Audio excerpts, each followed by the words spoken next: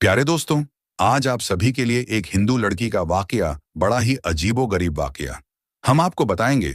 वो हिंदू लड़की जिस वक्त उसके शौहर को ये बात मालूम हुई कि उसकी बीवी एक मुसलमान है, यानी उसने मुसलमान का मजहब यानी इस्लाम को अपनाया है, तो उसके शौहर ने उसके साथ क्या किया, जब आप सुनेंगे तो आप हैरान रह जाएंगे। दोस्तों, आपको पहले ही बता दें कि यह वाकया उत्तर प्रदेश के एक छोटे से गांव का सच्चा वाकया बताया जाता है। जी हां, वही उत्तर प्रदेश, जहां के मुख्यमंत्री योगी आदित्यनाथ हैं। और यह वाकया आपको इबरत के तौर पर बताया जा रहा है, जो सच्चा है, जिसको सुनकर आपका दिल भी खुश हो जाएगा। इसीलिए आप इस वीडियो को लाइक करें या ना करें, बस वीडियो को आखिर तक जरूर देखना। और अगर आपको कुरान करीम से सच्ची मोहब्बत है तो कमेंट बॉक्स में अल्लाहू अकबर जरूर लिखे।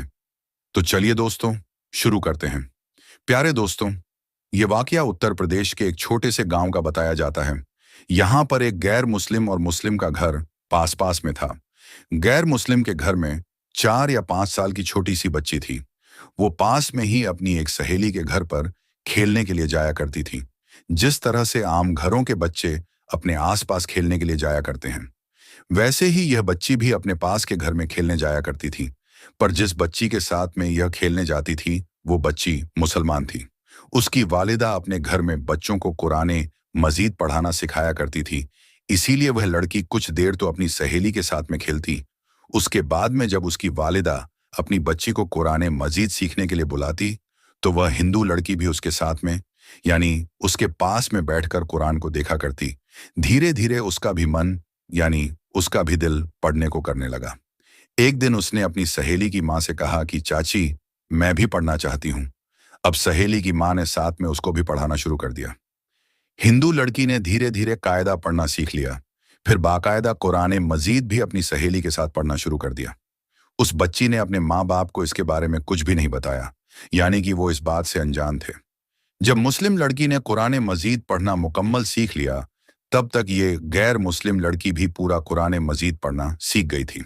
प्यारे दोस्तों, उसके बाद में एक ऐसा वक्त आया कि वो बच्ची जवान हो गई। माँ बाप ने उस लड़की की शादी एक गैर मुस्लिम हिंदू के साथ तय कर दी।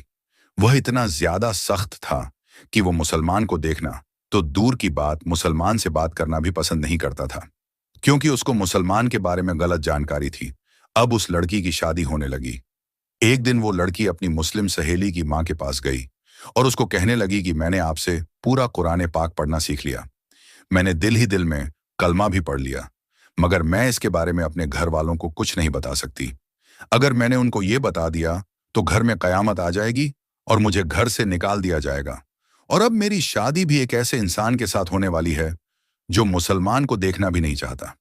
ये सुनकर उसकी सहेली की मां ने कहा कि बेटा, अगर तुझको कुरान पाक से सच्ची मोहब्बत है तो अल्लाह पाक पर भरोसा रखो। अल्लाह ताला तुम्हारे ईमान को जाया होने से जरूर बचाएगा। उसके बाद में सहेली की वालिदा ने उसके लिए शादी का एक तोहफा तैयार किया। उसको तोहफे के तौर पर कुरान मजीद को तैयार करके देने का इरादा किया। फिर उसके घर जाकर उस लड़की की मां से कहा कि हमने इसकी पैकिंग बहुत ही खूबसूरत तरीके से की है।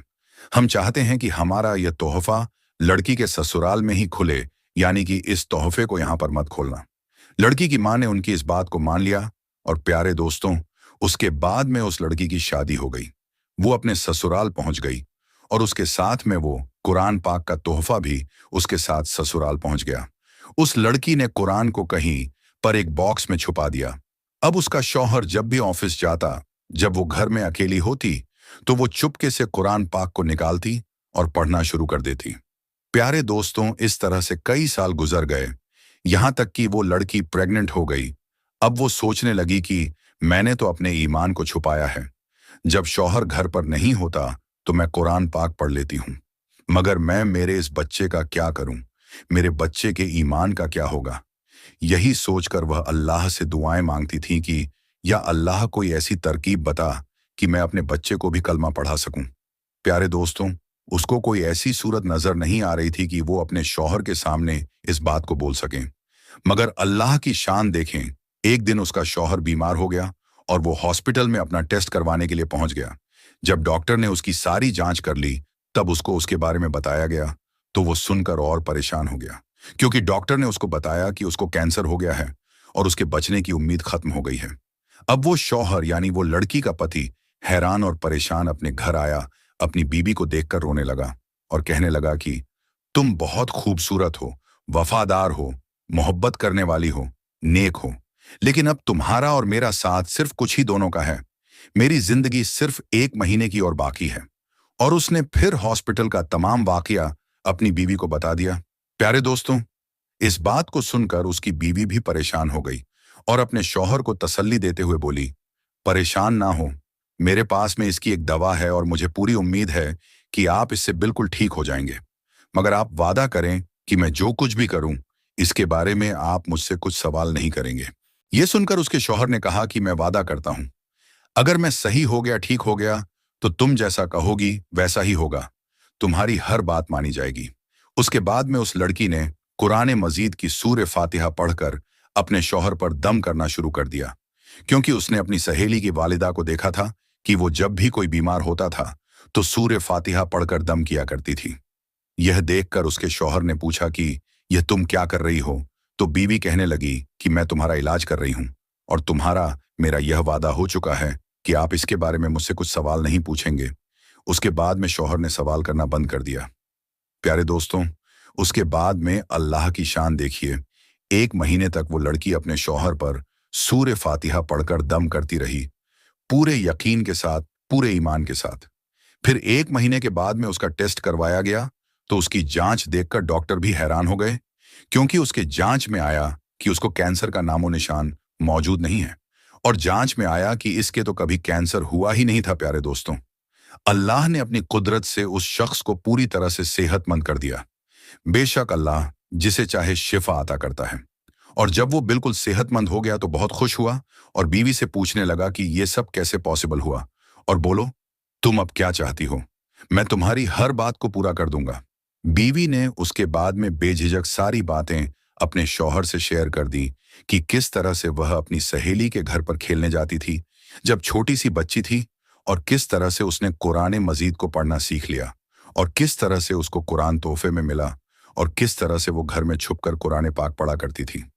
उसके बाद में उसने अपने शौहर से कहा कि अब तुम भी कलमा पढ़ लो और मुसलमान हो जाओ। अब शौहर उसकी बात को मना नहीं कर सकता था, क्योंकि उसने वादा किया था। अब उसने कलमा पढ़ लिया। प्यारे दोस्तों, उसके बाद उस औरत के यहाँ बेटा पैदा हुआ और वो भी मुसलमान पैदा हुआ, मतलब कि अब ये पूरी फैमिली मुसलमान थी। मगर अभी भी उनको डर इस बात का था कि अगर इसके बारे में अपने घर वालों यानी परिवार और समाज वालों को, लोगों को, बाहर के लोगों को पता चलेगा तो वो हमें जीने नहीं देंगे, वो हमें परेशान करेंगे, हमें समाज से बेदखल कर देंगे। तो शौहर ने बीवी से कहा कि इसकी तुम फिक्र मत करो, इसका बंदोबस्त इंशाअल्लाह मैं करता हूं।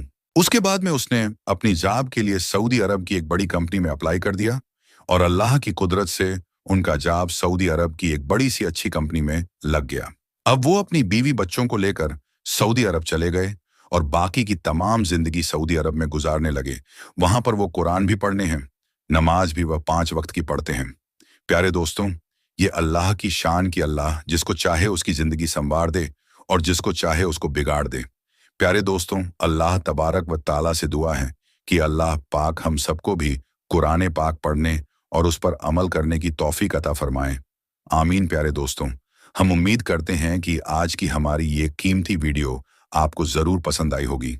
इस वीडियो की पसंदीदगी के इजहार के लिए इस वीडियो को लाइक करें, शेयर करें अपने दोस्तों के साथ और कमेंट में अपनी राय का इजहार जरूर दीजिएगा। मजीद इसी तरह की वीडियो पाने के लिए हमारे YouTube चैनल को भी जरूर सब्सक्राइब कीजिएगा। हम मिलते हैं अगली एक वीडियो में, तब तक के लिए अस्सलामु अलैकुम।